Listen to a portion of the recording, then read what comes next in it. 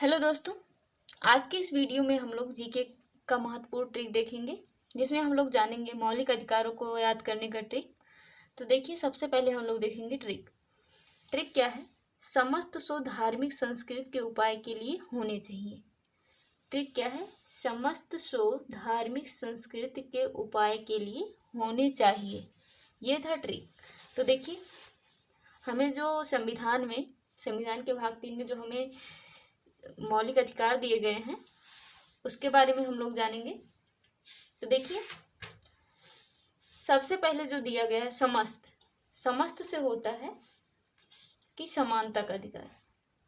ठीक, समस्त से क्या हो जाएगा? समस्त से हो जाएगा समानता का अधिकार। सम से हो गया समानता का अधिकार। इधर लिखते हैं।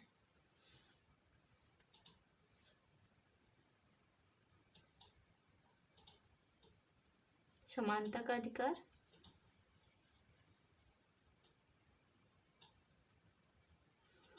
समस्त है, और फिर सत सत से क्या हो जाएगा? स्वतंत्रता का अधिकार। ठीक, स्वतंत्रता का अधिकार।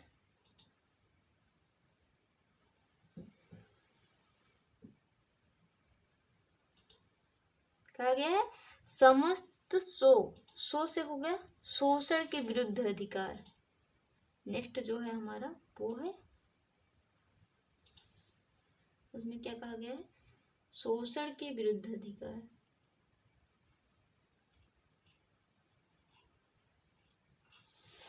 शोषण के विरुद्ध अधिकार।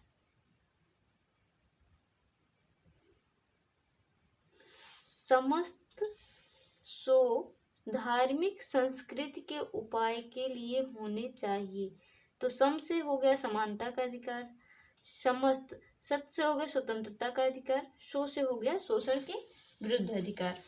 अब यहाँ पे कहा गया धार्मिक, तो धार्मिक से हो गया कि धार्मिक स्वतंत्रता का अधिकार। ठीक, काहे का अधिकार? धार्मिक स्वतंत्रता का अधिकार।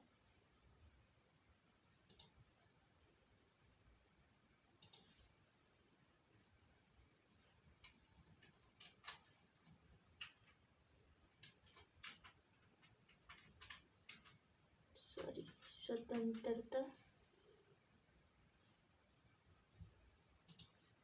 का अधिकार।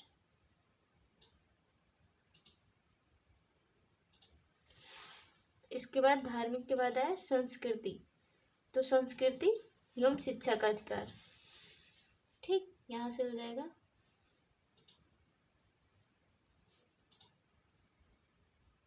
यहाँ से क्या हो जाएगा? संस्कृति एवं शिक्षा का अधिकार।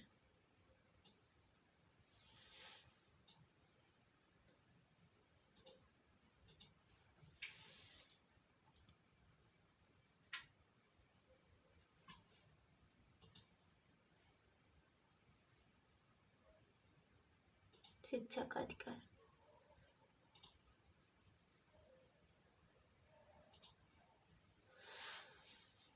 संस्कृति के उपाय के लिए होने चाहिए। उपाय से हो गया उपचार, संवैधानिक उपचारों का अधिकार।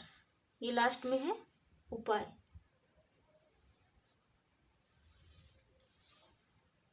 तो देखिए, लास्ट में क्या कहा गया है कि संवैधानिक उपचारों का अधिकार।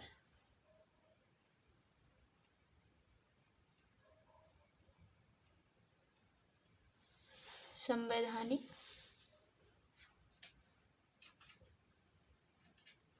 उपचारों का अधिकार।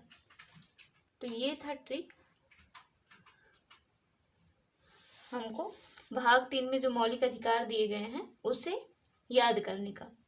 देखिए, भाग 3 जो है ये, इसमें मूल अधिकार जो दिए गए हैं, मूल अधिकार वह अधिकार हैं जो कि नैसर्गिक हैं, यानी यह जो नैसर्गिक है उसे ही मूल अधिकार कहते हैं, जिसका उल्लेख भाग 3 में किया गया है। तो हमने ये देखा कि जो ट्रिक था हमारा समस्त सो धार्मिक संस्कृति के उपाय के लिए होने चाहिए। तो उसमें सम से था समानता का अधिकार, सत्य से था स्वतंत्रता का अधिकार, और सोच से था शोषण के विरुद्ध अधिकार, धार्मिक से था धार्मिक स्वतंत्रता का अधिकार, और संस्कृति से था संस्कृति एवं शिक्षा का अधिकार। इसके बाद था लास्ट था के उपाय, संस्कृति के उपाय, उपाय से था संवैधानिक उपचारों का अधिकार।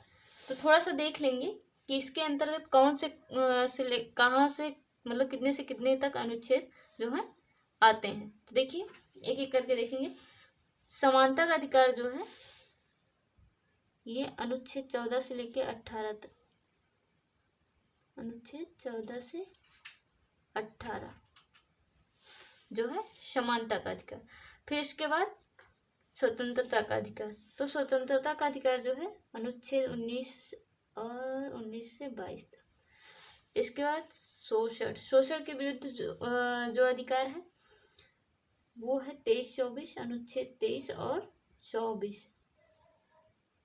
इसके बाद है धार्मिक स्वतंत्रता का अधिकार, ये है अनुच्छेद 25 से 28।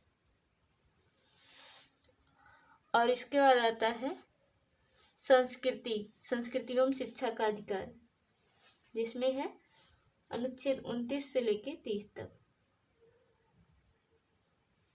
और लास्ट में है संवैधानिक उपचारों का अधिकार, तो इसमें है लास्ट में 30 तक हो गया था, अनुच्छेद 32। ठीक,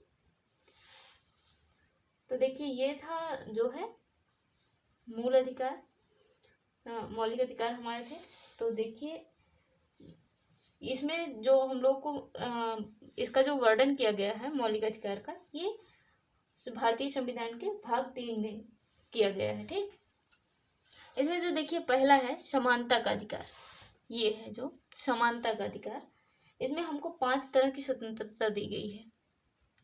ठीक, क्या क्या है आता है उसमें कि उसमें जो कानून होगा आपके लिए वो समान होगा, कानून में समानता, धर्म में समानता, नियोजन में समानता, और अस्पृश्यता में समानता, और उपाधि में भी समानता आपको दी जाएगी। यानी इसमें कुल मिला के ये बताया गया है कि इन सारी चीजों में आपको जो है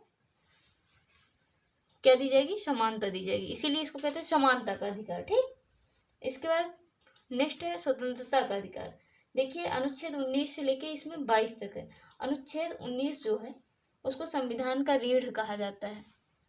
अनुच्छेद जो 19 है उसको संविधान का रीढ़ कहा जाता है। इसमें पहले जो है 7 प्रकार के राइट्स दिए थे, जिसमें से अभी जो है वो 6 प्रकार के हैं। यानी इसमें जो राइट्स दिए गए थे अनुच्छेद 19 में वो 7 प्रकार के दिए गए थे, लेकिन अभी जो है वो टोटल कितने हैं, 6 हैं। किस किस चीज़ की स्वतंत्रता है देख लेते हैं। अभिव्यक्ति की स्वतंत्रता है, अभिव्यक्ति मतलब कि आप किसी से बोल सकते हैं या मौन रह सकते हैं, आप पुतला फूंकना चाहें तो फूंक सकते हैं, झंडा लहराना चाहें तो लहरा सकते हैं, और अगर आप चाहें तो अपनी सुरक्षा के खिलाफ बोल सकते हैं। या आप बस क्या नहीं कर सकते, किसी के साथ अभद्रता से बात नहीं कर सकते हैं, कोर्ट के खिलाफ नहीं बोल सकते हैं, ये सारी चीज़ें आप नहीं कर सकते। यानी आपकी अभिव्यक्ति की स्वतंत्रता समाप्त हो जाती है यदि आप किसी के साथ अभद्रता से पेश आते हैं, या किसी कोर्ट कोर्ट के खिलाफ अगर आप बोलेंगे तो भी जो है आपका अभिव्यक्ति वहाँ पे समाप्त हो जाता है। ठीक, तो आपको अभिव्यक्ति की स्वतंत्रता दी गई है। और इसके बाद सभा करने की स्वतंत्रता दी गई है इसके अंतर्गत, यानी आप चाहो तो सभा कर सकते हो। फिर दिया गया संगठन बना सकते हो आप।